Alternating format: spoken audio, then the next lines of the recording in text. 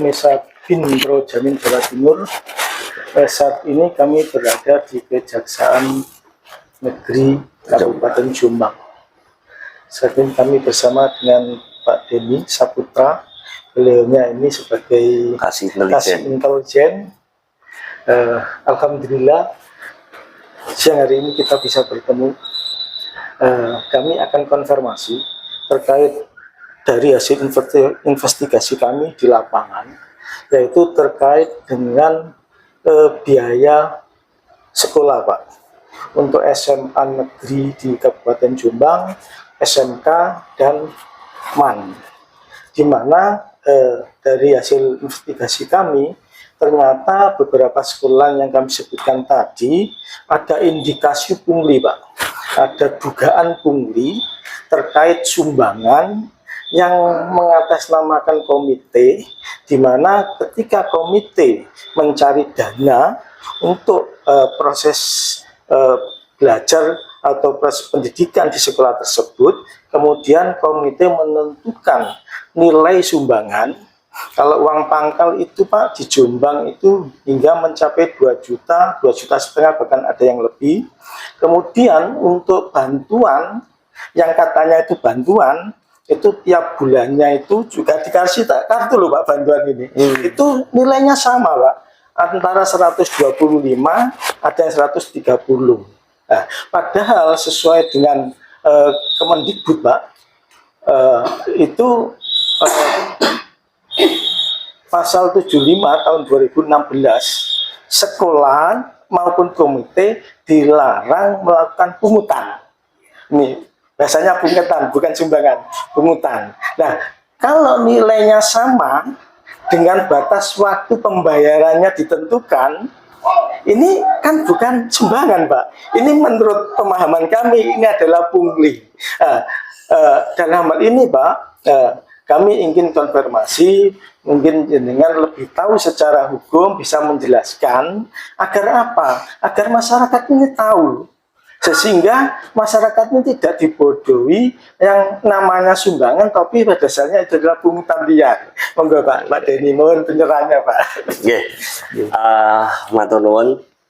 Saya sangat apresiatif sekali dari rekan-rekan Pro Jamin, karena pada dasarnya fenomena terkait penyelenggaraan pendidikan ini tidak terlepas dari suatu hak asasi yang memang harus dilaksanakan oleh negara, di mana jaminan kemerdekaan untuk bisa mendapatkan ilmu ini tidak bisa terus tidak terlayani hanya gara-gara nggak bisa bayar dan tidak bisa memenuhi suatu kewajiban bayar. Perlu diketahui memang dalam hal penyelenggaraan pendidikan, selain adanya dana bantuan operasi sekolah, dana BOS, ini tentu ada pembiayaan lain yang diperlukan untuk menunjang suatu pelayanan pendidikan. Akan tetapi ada rambu-rambu yang tidak bisa untuk dilanggar dalam hal ini. Suatu ketentuan, suatu kesepakatan, atau suatu bentuk apapun namanya, kalau sudah memungut suatu uang tanpa plafon dan aturan hukum yang jelas, maka memang larinya akan ke pungli. Apakah yang dilakukan sekolah ini pungli ataukah tidak, atau berpotensi pungli ataukah tidak? Memang di dalam pendanaan pendidikan, di dalam pasal 30 dan 55 PP nomor 48 tahun 2008 tentang pendanaan pendidikan, satuan pendidikan dilarang memungut bantuan biaya non personalnya dari peserta didik, orang tua atau wali peserta didik. Peserta didik atau orang tua atau walinya dapat memberikan sumbangan pendidikan yang sama sekali tidak mengikat kepada satuan pendidikan secara sukarela. Nyumbang boleh, tanpa harus di sana ada ikatan. Kalau saya nyumbang, anak saya harus lulus, nah seperti itu. penerimaan, penyimpangan dan penggunaan sumbangan dari peserta didik, orang tua atau walinya ini bisa diaudit oleh akuntan publik, bisa diaudit oleh lembaga auditor seperti BPK, BPKP.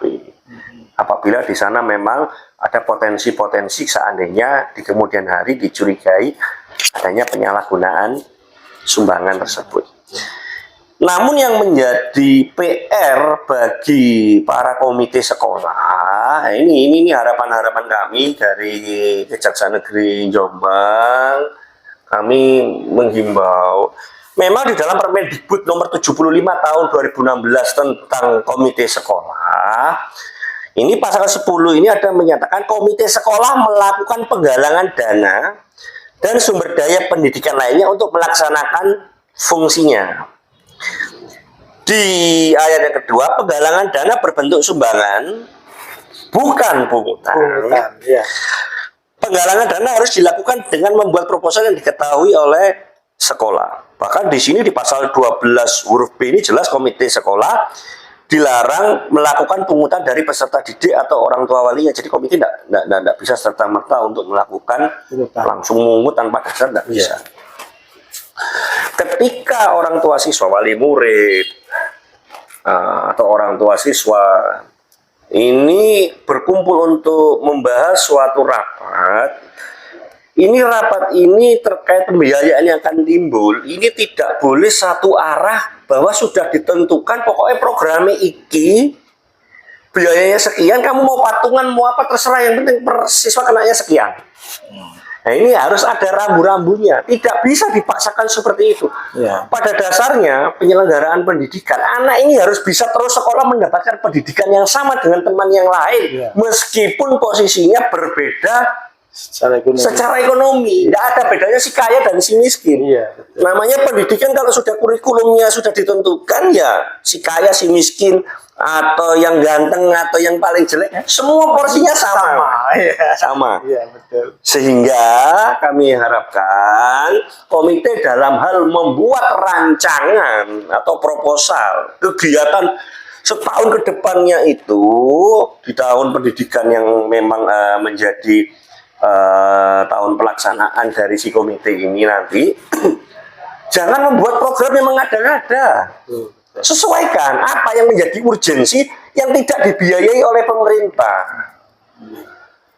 Tidak ada urgensinya, kemampuan dari para wali muridnya ini juga terbatas, memaksakan menggunakan harus ada mobil perpustakaan keliling, Pak.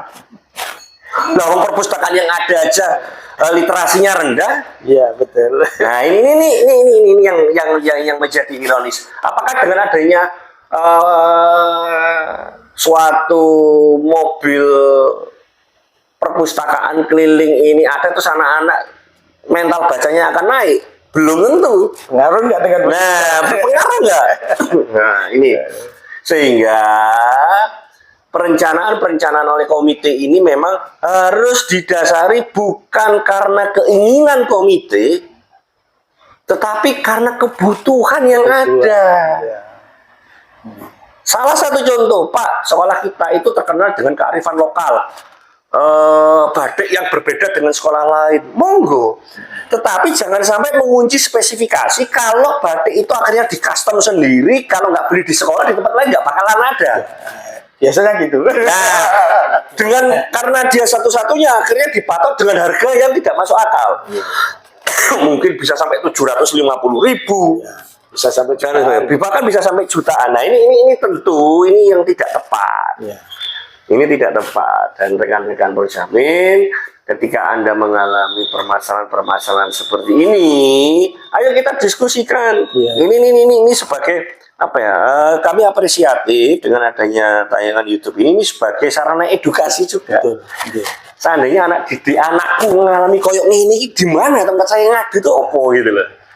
Ya, dan ini juga menjadi edukasi bagi sekolah bahwa memang ada beberapa kegiatan itu yang memang tidak ada pembiayaannya. Mengada, ya betul.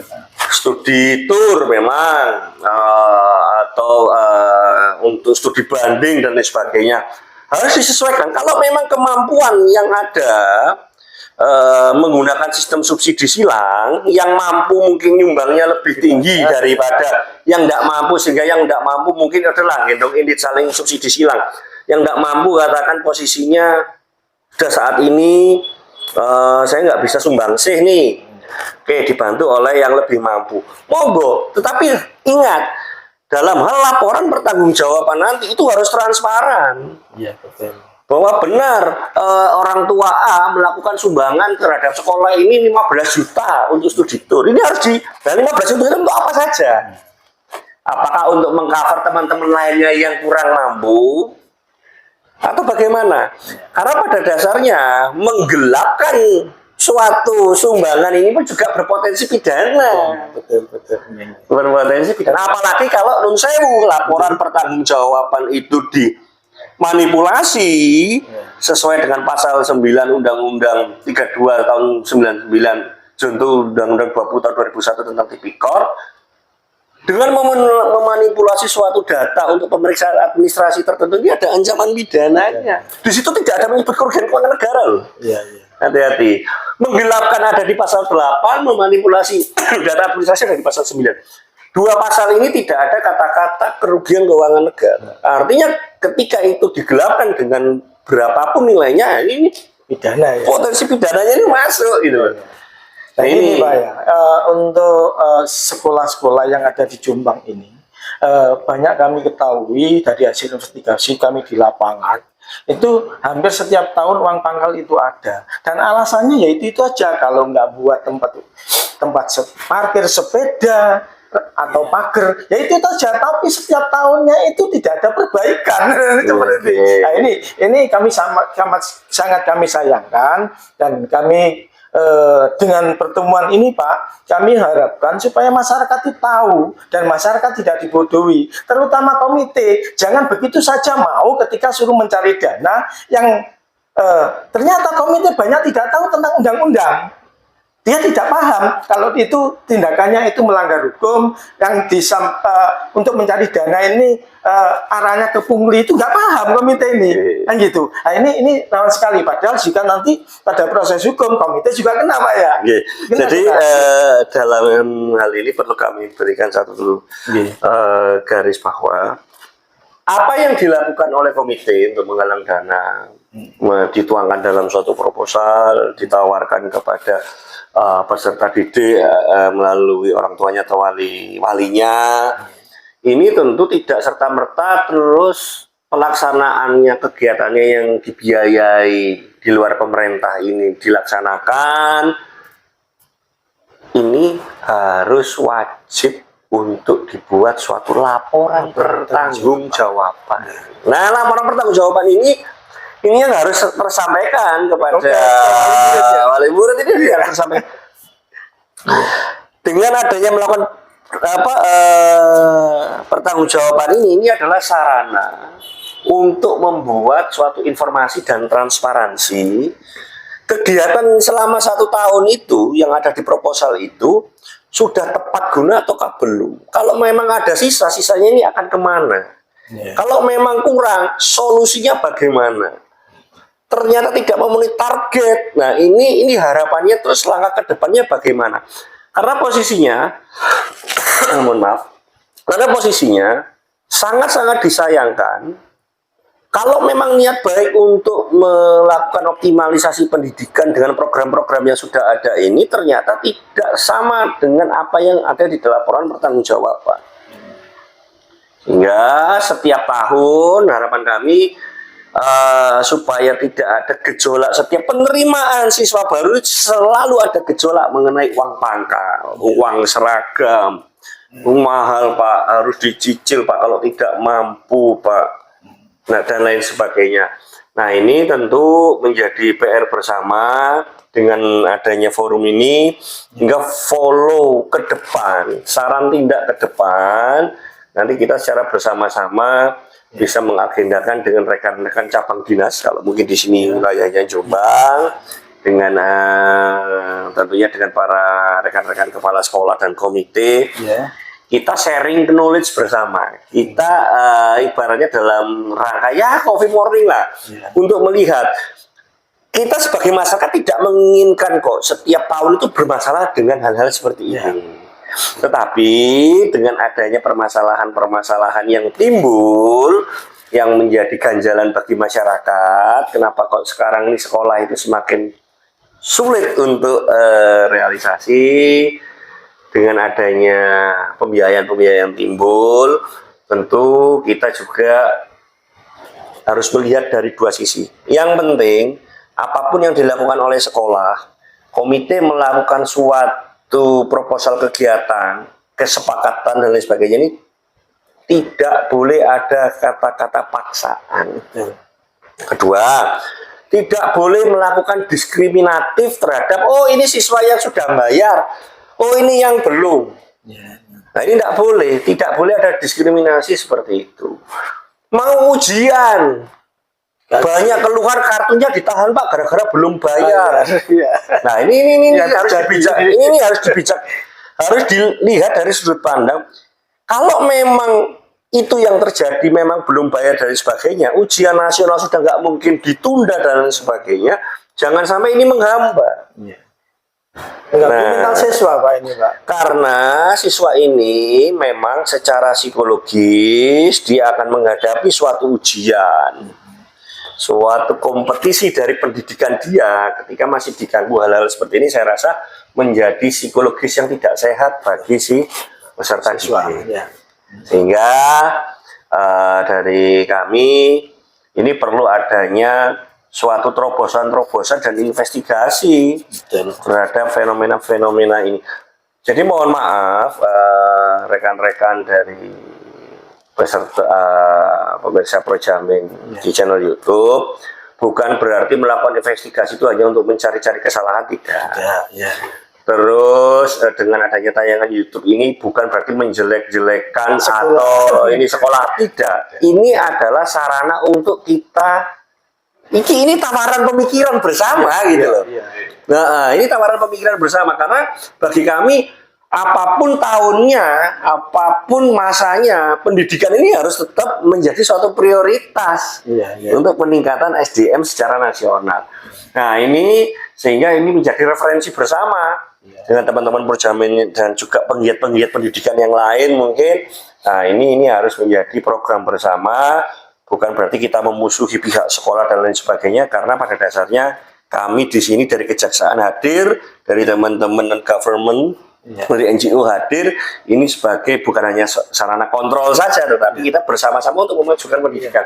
Karena pendidikan tugas dan tanggung jawab kita bersama. Bukan hanya tugasnya guru. Bukan hanya masyarakat. Ini semua masyarakat. Jawab pemerintah juga. Termasuk keluarga. Kalau dari keluarga saya sudah tidak sehat, saya rasa sampai di tataran sekolah pun anak tidak akan maksimal untuk mendapatkan serapan ilmu dan kurikulum yang sudah ditentukan oleh pemerintah.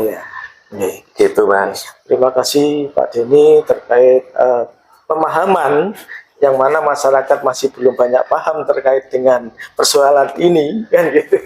Nah, mudah-mudahan dengan pertemuan ini nantinya manfaat untuk masyarakat secara luas, bahwasanya pendidikan itu menjadi tanggung jawab kita bersama.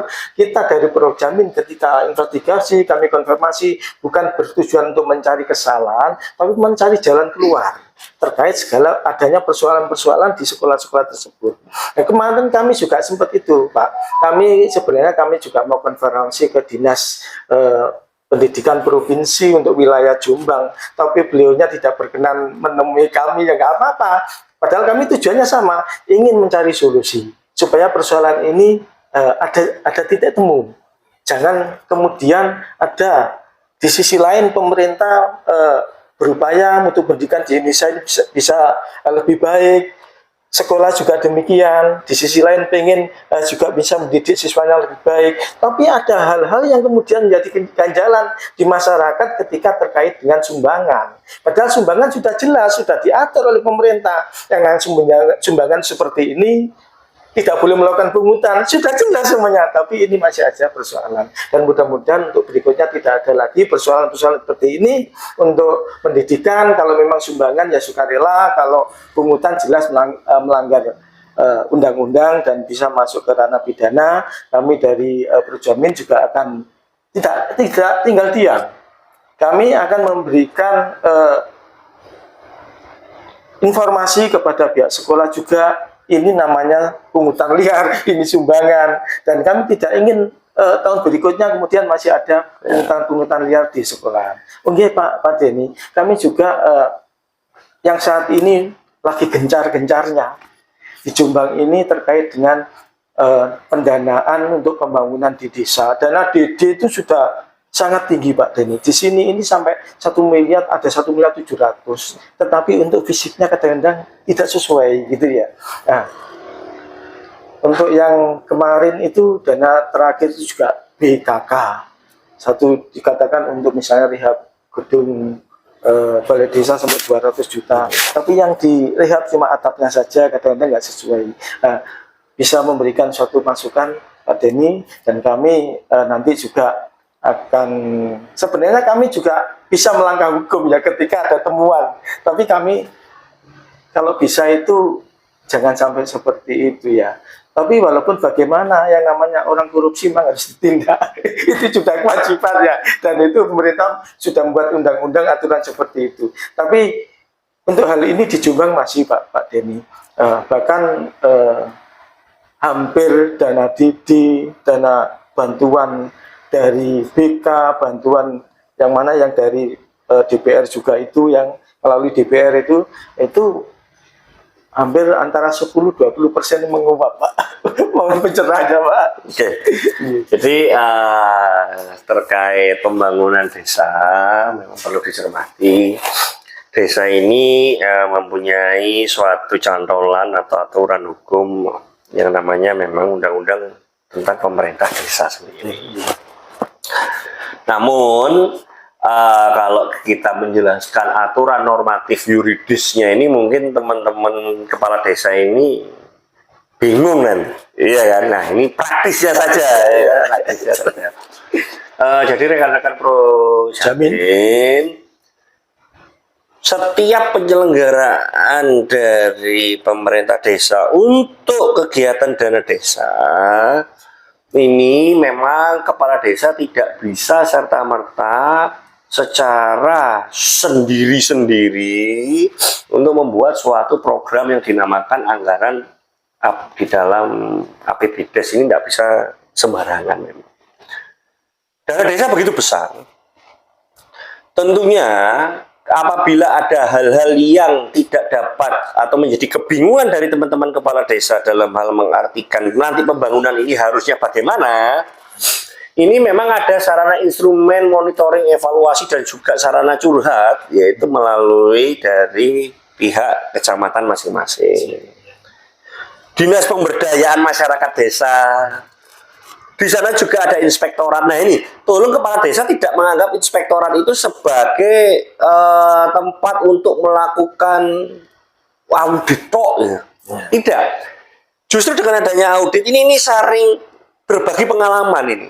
Pak, ini kira-kira kalau kita lakukan apa sih Pak kesalahannya? Ada potensi kerugian keuangan negaranya atau tidak? Kira-kira kalau kita bangun ini sesuai dengan spesifikasi atau tidak? Karena ada keterbatasan.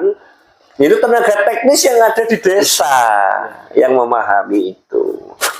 Pembahasan Musrembang Des ini juga harus benar-benar diperhatikan. Ketika perencanaan ini sudah matang, memang berbasis kebutuhan dari warga masyarakat desa tersebut atau masing-masing desa. Karena setiap desa ini tidak mungkin sama kebutuhannya satu dengan yang lain. Nah, ketika satu dengan yang lain ini ada perbedaan, tentu dalam hal pelaksanaan pembangunan ini pun juga skala prioritasnya berbeda. Belum lagi desa ini masih ada bantuan keuangan.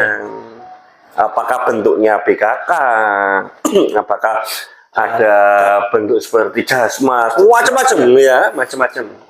Nah, tentu harapan kami kepala desa itu yang pertama, ketika melakukan suatu pembangunan, ini jangan sekali-sekali dengan sengaja untuk mengurangi apa yang sudah ada di dalam rencana anggaran biaya yang sudah ditetapkan. Contoh, membangun drainase. sudah jelas bahwa drainase di dalam sesuai RAP ini dia memerlukan yudit, dia memerlukan suatu spesifikasi khusus tertentu. Ini tidak bisa untuk ditindaklanjuti dengan cara ya sudahlah harus digawe dewe. Ini nggak bisa. Ini pasti akan kalau diuji ketahanannya nanti oleh tim teknis pasti akan bermasalah dan pasti akan terjadi selisih pembiayaan. Ya. Nah, penggunaan nota-nota fiktif, ya ini biasanya ini Mas. Sudah masuk akhir tahun, ya pembangunannya itu progresnya masih sekian persen. Ternyata pencairannya ini masih ada dana lebih yang tidak dapat dipertanggungjawabkan, ngawur, bikin nota-nota, seakan-akan terjadi pembelian terhadap item-item tertentu. Nah ini hati-hati. Auditor maupun teman penyidik di sini bisa penyidik Polres, bisa penyidik Kejaksaan maupun teman-teman dari KPK. Sebetulnya posisinya ketika sudah melakukan pembuktian terhadap kebenaran nota pembelian dengan teknik-teknik penyidikan yang dimiliki atau juga jiwa-jiwa auditor ini baik BPK, BPKP, inspektorat ini ketika disajikan satu data terkait kebenaran nota. Ini posisinya kita pasti akan mengetahui ini fiktif ataukah tidak, dimainkan ataukah tidak, dibarkan ataukah tidak, kan biasanya seperti itu. Nah ini yang tentu harus diperhatikan karena posisinya jangan sampai dengan anggaran yang ada katakan pembangunan dengan nilai 200 juta, tetapi dari awal sudah mempunyai niatan 200 juta ya apa caranya kita mendapatkan keuntungan yang lebih, iya kan, dengan sisa yang lebih, tapi pertanggungjawaban saya 200 juta. Ini tentu menjadi celah. Dengan dana sekian, pasti kualitas dari pekerjaannya ini juga akan mengalami perbedaan. Apalagi membangun jalan desa yang kelihatannya sederhana hanya dengan pavingsasi, jangan jarak katakan 3 km dikurangi hanya sekitar 2,8 kilo. Wah ini bisa dihitung. Iya betul.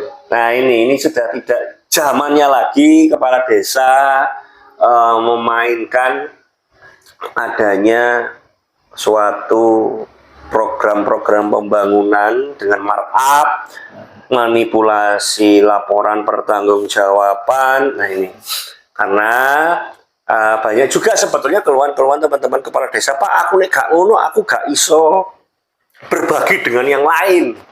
Nah ini posisinya harus dikelirkan rekan-rekan Projamin bahwa kalau memang ada oknum-oknum yang meresahkan, apakah oknum itu aparat penegak hukum, apakah itu oknum LSM, oknum media yang memang meres dan lain sebagainya, laporkan kalau memang Anda benar pekerjaannya itu. Ini sudah zaman transparansi.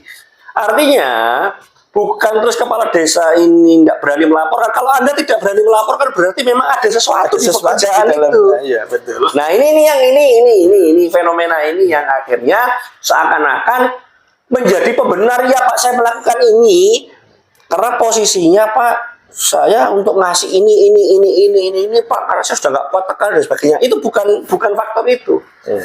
Jadi harapan dari Bapak Presiden dengan dana desa yang begitu besar, pembinaan kepada desa, para penegak hukum ini harus membina kepada desa. Tetapi desa yang kita lakukan pendampingan untuk pembinaan ini ya, nun sewu, ini juga harus terbuka karena yang tahu rumah tangganya kan mereka. Betul. Sebagai pelaksana. Sebagai pelaksana. Jangan sampai ada temuan inspektorat atau lembaga auditor lain seperti BPK, BPKP, atau ada temuan-temuan lain yang sifatnya itu mungkin dadakan atau saya nggak sengaja akhirnya terjadi suatu potensi-potensi pidana di dalamnya. Ini gali lubang tutup lubang. Dia carikan utangan di luar untuk membangun kekurangan tahun anggaran yang mengalami permasalahan. Di tahun anggaran yang akan datang, akhirnya pencairan dana desa yang berikutnya itu akan dijadikan untuk nutup utang yang kemarin. Nah, dari nutup lubang ini yang sering terjadi di berbagai daerah ini sering terjadi. Nah, terus bagaimana Pak cara dari desa itu untuk terhindar dari potensi adanya suatu tindakan-tindakan yang tidak dapat dipertanggungjawabkan? Secara bersama pemerintah desa itu tetap harus yang namanya melakukan fungsi layanan. Ini ada beberapa hal yang memang harus tersampaikan kepada masyarakat. Berapa sih nilai pembangunan desa tahun 2024? Berapa sih tahun 2023 yang kemarin pun kira-kira anggarannya piro, serapannya berapa, silpanya berapa, siltapnya berapa. 2024 ini mau bangun apa? Berapa sih anggaran yang dibutuhkan, dana desanya ini piro. Nah, sehingga masyarakat mudah untuk mengakses. Oh, ternyata desa ini pembangunannya seperti apa. Program-program desa ini sudah dapat diakses oleh masyarakat.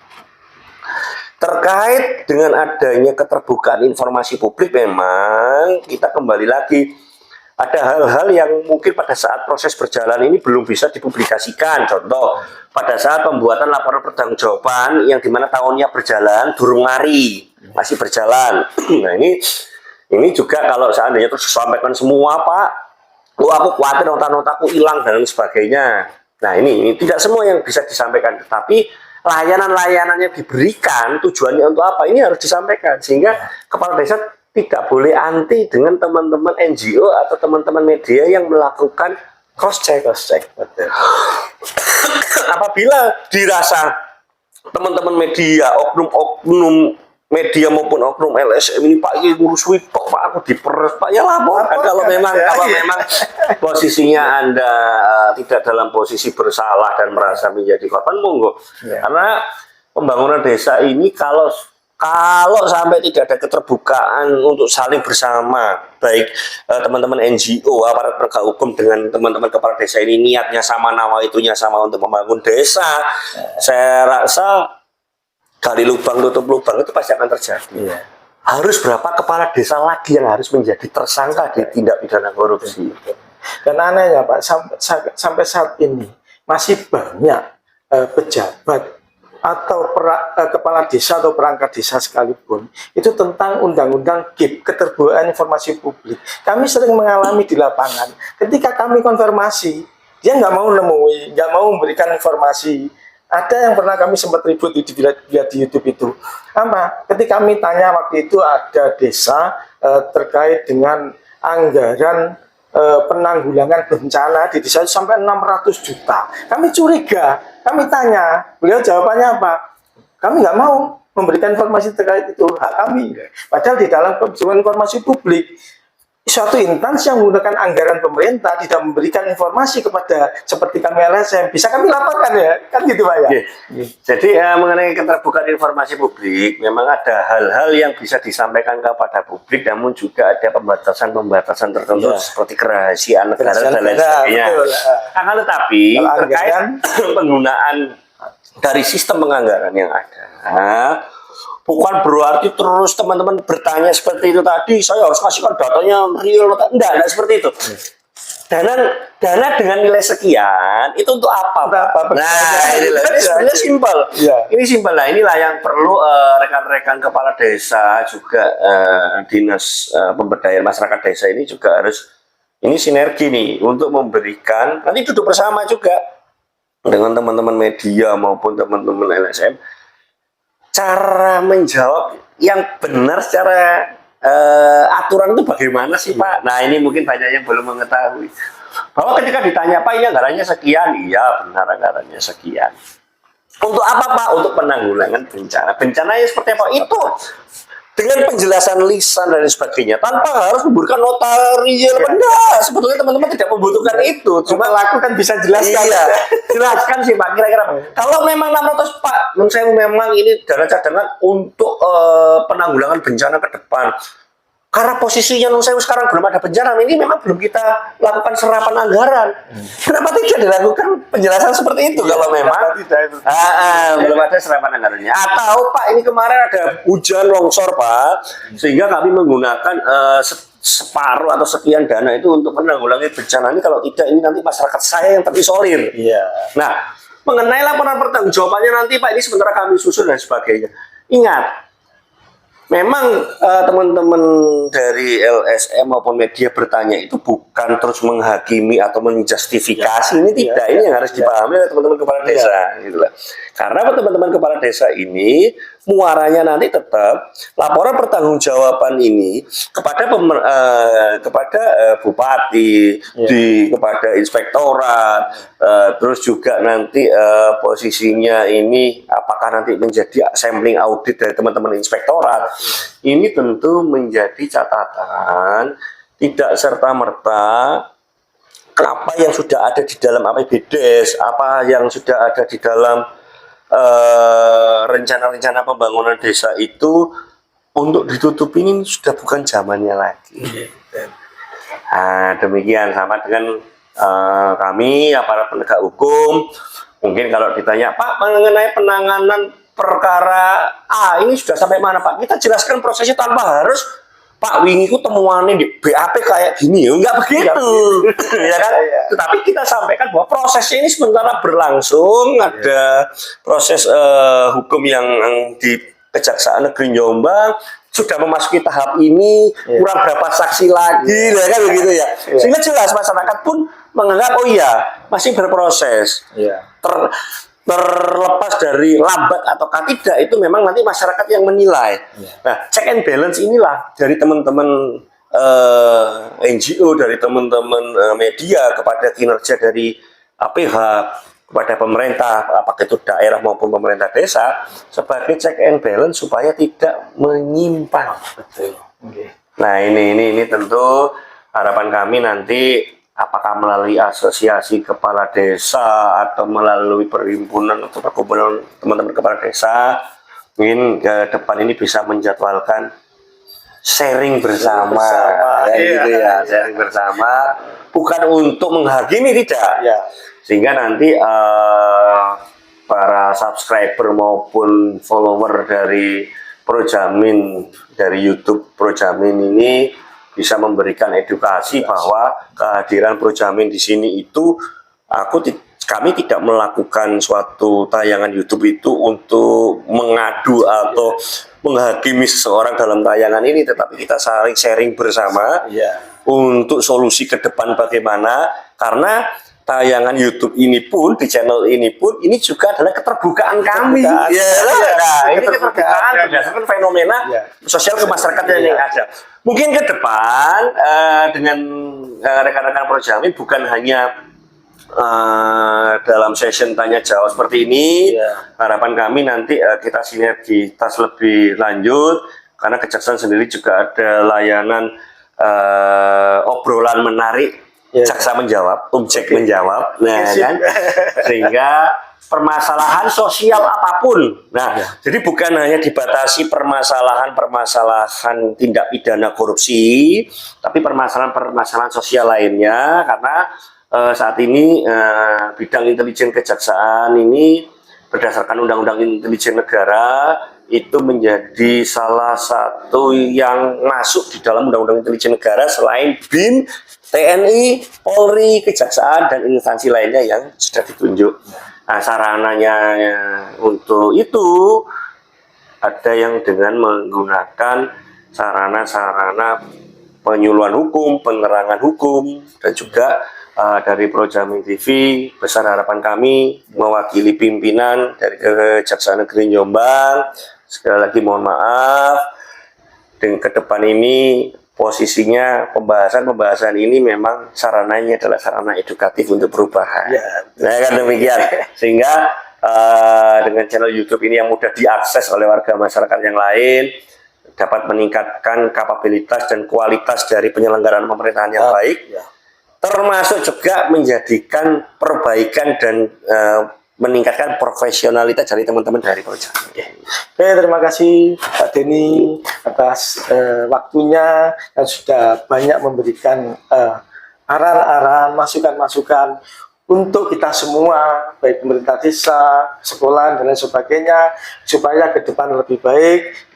Jangan sampai kemudian dengan ketidaktahuan, ketidaktahuan yang pada akhirnya melanggar hukum, yang nantinya juga akan merugikan semua pihak, Pak ya, merugikan semua pihak, baik masyarakat maupun pelaksana pemerintah sendiri. Karena yang namanya anggaran dari pemerintah, kewajiban masyarakat hak masyarakat untuk turut mengawasi, begitu juga dari pihak yudikatif, dari pihak kami selaku LSM juga wartawan punya hak untuk turut mengawasi dalam proses pelaksanaan anggaran tersebut, karena sekarang ini semuanya harus terbuka dan tujuannya tidak lain adalah untuk ke depan supaya lebih baik. Pemirsa Projamin, demikian bincang-bincang kami dengan Bapak Denny Saputra selaku Kasih intelijen. apa Pak? Kasih intelijen. Kasih intelijen dari Kejaksaan Negeri Jombang. Saya dari Projamin mengucapkan terima kasih. Wassalamualaikum warahmatullahi wabarakatuh.